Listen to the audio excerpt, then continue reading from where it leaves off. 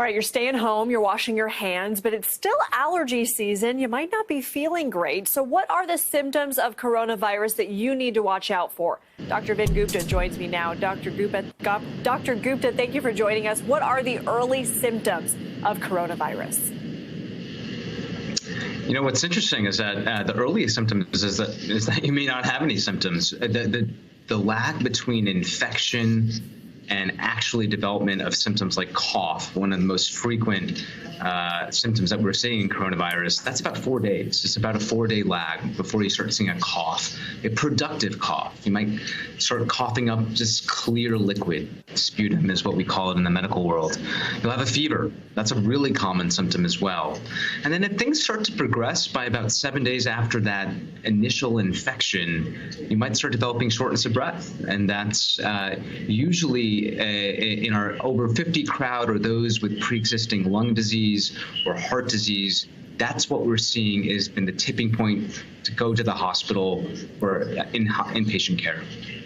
So, doctor, you mentioned some people might have coronavirus but not be experiencing any symptoms. So that's why everybody should be staying home right now, right? You know, here's the thing. Just because the person whom you might have contracted coronavirus from had mild or no symptoms doesn't mean you're not going to end up in the ICU. And that's very, very pertinent for the over 50 crowd that has pre-existing lung or heart disease especially.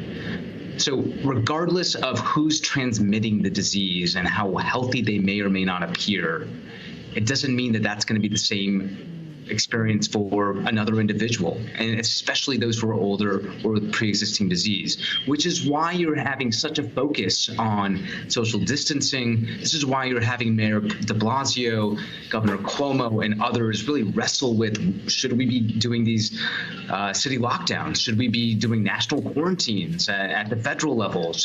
What should we be doing to compel people to stay at home? And so the best advice I can give as a pulmonologist is please stay at home. We know that the transmitters of this disease are maybe asymptomatic, and they may not know it because we don't have national testing. So that's why this is so important to distance yourself from others. But what about people who are living with those who are high risk at home? What can they do to protect their loved one? I think that's when you just have to practice good infection control measures that you would otherwise practice all the time. So good hand hygiene, if you're coughing, covering your cough. If you're having compelling symptoms for coronavirus, now that, again, just to emphasize it, cough, fever, if you've traveled to a region, that's also important, but that's an important consideration, but now anymore very relevant to whether or not you may or may not have the disease.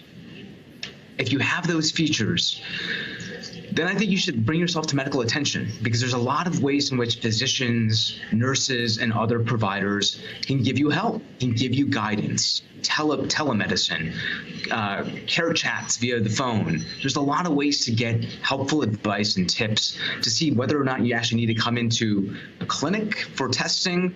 We're spinning up drive-through testing all across the country, various health systems. There's lots of different ways to at least attempt to get some medical advice while we're building up testing. So when should people seek treatment? You mentioned don't just show up at the ERs. There are ways, telemedicine, talk to your doctor, maybe over Skype, something like that. But at what point should you go to a facility? It's a really tough question, and so I would say first off, there's no immediate guideline here that says stay at home if you have this set of symptoms, go to the ER if you have another set. What I would say is, if you're over 50, if you have pre-existing lung or heart disease, if you're battling a chronic condition regardless of age, and you're feeling feverish, if you have a cough, at least bring yourself to attention. Call your doctor, call your provider, get some help. Make sure you're on somebody's radar. The point at which you want to go to the emergency room is the same point at which you'd always want to go to the emergency room, which is, are you feeling really acutely short of breath?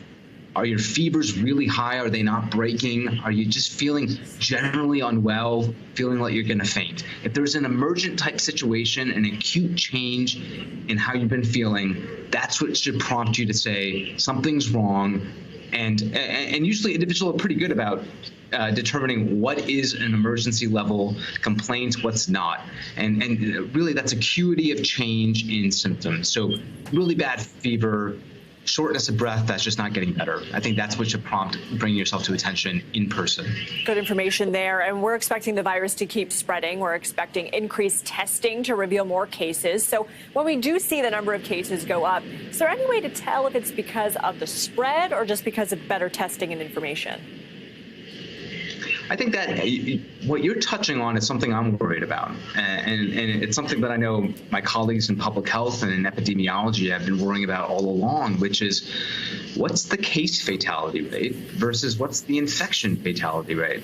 And it's getting at that denominator. What is the denominator of actual total number of infected individuals in the country?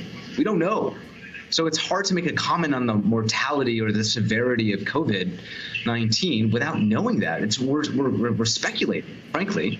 And so it's my sense that there's great articles that were actually just published yesterday in the journal Science by a group of epidemiologists at Columbia who showed that for every one confirmed case of COVID, there's probably 5 to 10 unconfirmed cases in the community. Wow. Meaning over 80% of cases potentially already exist that are not documented or diagnosed. And which is to say, is that reassuring that we're not having more people die because likely there's broad transmission and spread already? I don't know. Perhaps.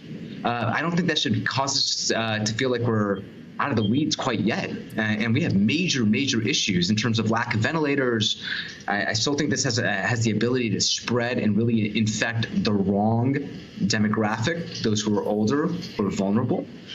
So we have some work here to do, but you're right. I think testing might actually end up detecting what's already existing, what's the reality that already exists, and it's not going to tell us new information that's going to help anything because this reality already exists. Dr. Vin Gupta, thanks so much for your time today. Thank you. About 7 million residents in the San Francisco Bay Area are in a state of shelter in place. And that means only places like grocery stores, pharmacies, and hospitals are open to the public. And even those have restrictions. NBC correspondent Jake Ward is with me from Oakland. Jake, you're home right now. Tell us about how the California government came to this decision, what it means for residents like yourself.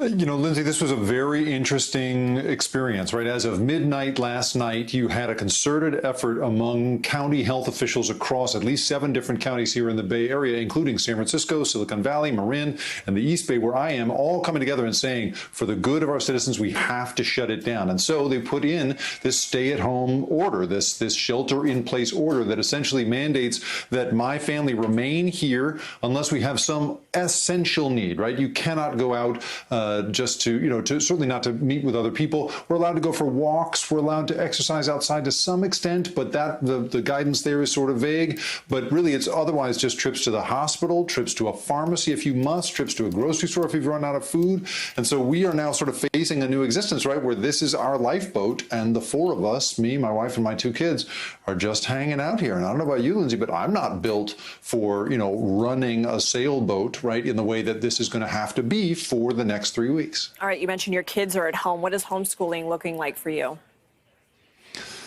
So at the outset of this, my wife and I sat down together and we sort of said, we asked each other a question, what would you hope would be the result of 3 weeks together like this? And, obviously the first hope is that we all stay healthy. That's the point of staying home.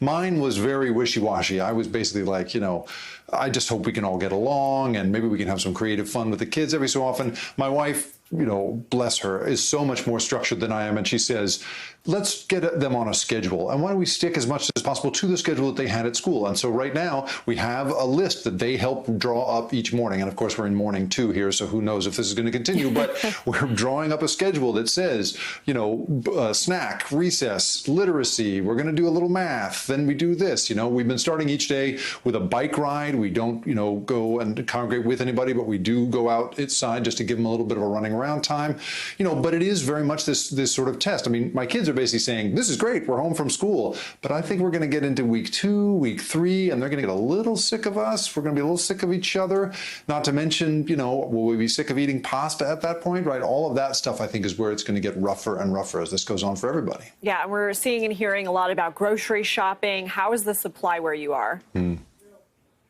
The supply is good. It's just that the staggering of the foot traffic is what slows everything down. This morning, I took a turn around my neighborhood just to see what was going on, and there was an incredible line out the door of our local grocery store simply because they were staggering it out so that only 10 people at a time were going in. So there was, about a 100-person line there. You can see that certain other essentials have disappeared. Chest freezers, for instance, the kind of freezer that you put into your garage, have disappeared from this region, right? There are people sort of stocking up on those sorts of things, but we're in the breadbasket of America. The fundamental supply of food here, as both the president and everybody else has been saying, is really healthy. We have all the food we need. It's just this feeling that you don't want to go out to get it on a, even weekly basis. You want to try and stay inside as much as you possibly can. So the pressure is on all of us to try to, stock up, make, fresh meals when we can, but try not to go out as much as possible. And that, of course, is the problem for everybody. I feel like there has to be a pescatarian living in your house by seeing the stockpile. You've got beans better than bouillon and tuna fish. I'm just an observation. We do.